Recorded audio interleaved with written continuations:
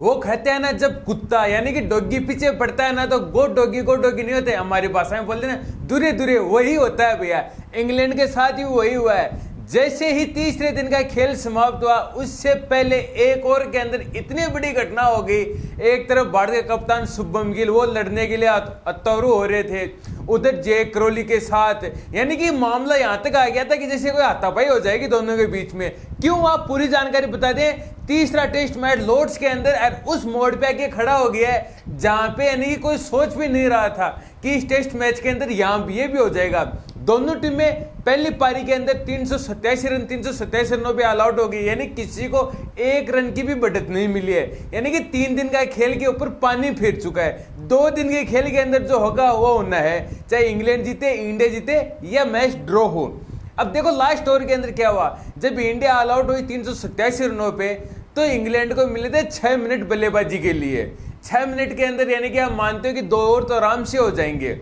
Jasmeet Bumrah over के लिए आ गए तो इंग्लैंड वालों ने पहले तो 1-1.5 मिनट वैसे ही खराब कर दी, फिर एक गेंद डाली, फिर उन्होंने समय ले लिया, फिर बुमराह ने गेंद डाली, फिर समय ले लिया, फिर बुमराह की जो 5वीं गेंद थी वो जाके और आपके जैक क्रोली के दस्तानों पे लगी। तो वहां पे जैक क्रोली ऐसे तड़प रहे थे जैसे पता नहीं बेचारे के साथ क्या हो गया है, यानी कि किसी ने इसका लग रहा है कि वो मर्डर कर दिया। वो बोलते हैं ना जैसे मरा हुआ सांप है ना, स्नेक, वो अपनी दुम कैसे हिलाता है वैसे है ना, जैसे छिपकली की है ना, वो बोलते हैं ना पूंछ टूट जाती है, वो कैसे तिल मिलाती है वैसे तिल मिला रहे थे। हुआ क्या, उधर शुभमन गिल पता नहीं उनको क्या भाषा में क्या समझा रहे थे, उधर सारी टीम मेंबर आ गए, इंडिया के आ गए पूरे 11 प्लेयर, उधर बैन डकेत आ गए, जैक क्रोली साथ एम्पायर आ गए, वो उसको कुछ अपनी भाषा में 2 सब सुना रहा है, प्रवचन दे रहा है, वो उसको 2 प्रवचन दे रहा है। लेकिन सारा मसला हुआ क्यों, इंग्लैंड को पता था कि अगर ये 6 मिनट हो जाएंगे, क्योंकि देखो टेस्ट क्रिकेट के अंदर कुछ रूल है, 11 बजे का कट ऑफ टाइम था इंडिया के हिसाब से कि 11 बजे बाद में आप एक गेंद भी नहीं डाल सकते। अगर आप 10:59 और 50 सेकंड के ऊपर भी अगर आप और स्टार्ट करते हो तो वो और कंप्लीट होगा। अगर आपका पूरा कट ऑफ टाइम पूरा हो गया, आपने और स्टार्ट नहीं किया तो वो मैच वहीं पे समाप्त हो जाएगा। 6 मिनट थे, इंग्लैंड वाले चाहते थे कि हम एक और ही खेले, क्या पता दूसरा और खेले कोई आउट हो जाए, क्योंकि वो बोलते हैं लास्ट के अंदर पाने को कुछ नहीं होता लेकिन खोने को लिए सब कुछ है। आप क्या कर लोगे, 5-10 रन बना लोगे, लेकिन अगर एक आउट हो गया तो इंग्लैंड के ऊपर दबाव आ जाएगा। तो ये पूरा माजरा चल रहा था। और इस टेस्ट मैच के अंदर वो बोलते हैं मिडिल फेज आ गया है, 2 टेस्ट मैच समाप्त हो गए और 2 होने वाले हैं। दोनों टीमों की एक बल्लेबाजी आ चुकी है, यानी एक बल्लेबाजी, यानी कि अभी वो बोलते हैं ना 2.5 टेस्ट समाप्त हो गया है। और जो एक टेस्ट को बूस्ट मिलना चाहिए था ना, वो बूस्ट मिल गया अब जैक क्रोली और गिल साहब की लड़ाई के अंदर। पहले तो विराट कोहली उतारू होते थे, अब गिल साहब भी होने लगे हैं। आज क्या पूरा दिन के खेल के अंदर ऋषभ पंत और केएल राहुल दोनों आए थे आज बल्लेबाजी के लिए, कल दोनों नॉट आउट थे। केएल राहुल ने अपना 8 शतक भी कंप्लीट कर लिया था, आज शतक कर लिया। ऋषभ पंत ने अपना 8 शतक कंप्लीट किया। लेकिन एक तो यार ये लंच, ये ऐसी पनौती है इंडिया वालों के साथ, पता नहीं इतना शानदार खेल रहे थे दोनों। लास्ट ओवर था, 2 गेंदें बाकी थी, एक तो ऋषभ पंत पता नहीं, केएल राहुल को 1 शतक, यार हम लंच से पहले शतक, यार 2 रन बनाने हैं लंच के बाद में बना लेना, लेकिन नहीं पहले बनाएंगे, रन आउट हो गए। जहां पे आराम से शतक लगा सकता था अपना बंदा, आराम से इंडिया को लीड मिल सकती थी, वहां पे मैच बराबर आके खड़ा हो गया। एक तो वो आउट हो गए, फिर आते केएल राहुल साहब जैसे अपने शतक के लिए खेल रहे थे, 2 रन बने और वो भी आउट हो गए। फिर रविंद्र जडेजा, यार इस बंदे की जितनी तारीफ की जाए ना उतनी कम है। यानी कि इंग्लैंड के अंदर तो लाजवाब प्रदर्शन करता है बल्लेबाजी के अंदर, लाजवाब। नीतीश कुमार रेड्डी के साथ 68 के साझेदारी की इस बंदे ने, फिर नीतीश कुमार रेड्डी बेन स्टोक्स की गेंद पे आउट हो गए।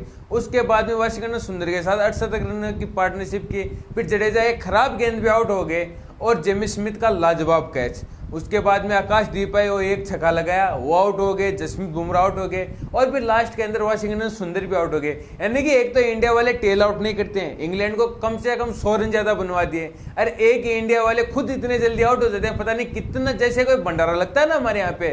और वैसे सावन का मौसम चल रहा है इंडिया के अंदर, तो वैसे भैया कावड़ियों के लिए भंडारे लगे रहे हैं वहां पे। तो जैसे लग रहा था कि यार तू जल्दी जा मैं आ जाऊं, तू जा मैं आ जाऊं, वो हुआ। फिर उसके बाद में जो मसला था पूरा का पूरा वाक्य हो गया, जैसे पूरी से फिल्म बना लो उसके ऊपर। लेकिन अभी तक इस टेस्ट मैच के अंदर हुआ क्या है, 387 रन इंग्लैंड ने बनाए थे, 387 रन इंडिया ने बना दिए हैं। इंग्लैंड को 2 रनों की बढ़त है, यानी 2 रन बना लिए, बढ़त तो क्या है। 2 दिन का खेल पूरा का पूरा बचा हुआ है। अब इंग्लैंड अगर बेसबॉल के लिए खेलेगा तो अगर जल्दी आउट हो जाएगा तो इंडिया के लिए एडवांटेज है। अगर इंग्लैंड समय लेके खेलेगा तो उतने रन नहीं बनेंगे, इसलिए उनको वैसे डिसएडवांटेज है। यानी कि इंग्लैंड के लिए ऊपर दबाव रहेगा। इंग्लैंड चाहेगी कि हम ये टेस्ट मैच जीतें। इंग्लैंड ये टेस्ट मैच कैसे जीत सकती है? एक हिसाब से कल पूरा दिन बल्लेबाजी करे, 400 रन बोर्ड पे टांग दे, अरे इंडिया को 5-6 दिन ऑल आउट कर दे। दूसरी, इंडिया कैसे जीत सकते हैं? इंग्लैंड अगर बेसबॉल खेले तो जल्दी आउट कर दे या उनको जल्दी रन न बनाने दे, तो उनको कम से कम 1 दिन पूरा खिलाए, फिर आपको 1 दिन खेलना, वो आप आराम से खेल लोगे। तो ये टेस्ट मैच उस मोड पे आके खड़ा हो गया है। इंग्लैंड के लिए देखो, गेंदबाज है ना, उनके लिए वो गधे बन गए हैं, बोझ ढोने वाले हैं। बाइडन कास 100 डाल दिए इस सीरीज के अंदर, अभी तक 2.5 टेस्ट कंप्लीट हुए हैं। उधर आपके क्रिस वोक्स, उन्होंने 100 डाल दिए हैं। जोफ्रा आर्चर, वो बोल रहे हैं जबान निकल के इतनी बाहर आ गई है उनकी बेचारे की, 4 साल बाद में टेस्ट क्रिकेट के अंदर आए थे और उन्होंने 30 डाल दिए हैं। शोएब बशीर चोटिलों के बाहर बैठ चुके हैं। यानी कि इंग्लैंड के लिए मसले हैं, लेकिन जो होगा वो कल होगा। तो कल देखते हैं। तो जितने भाई लोग जुड़े, वीडियो को लाइक करना, चैनल को सब्सक्राइब करना और शेयर जरूर करना भैया।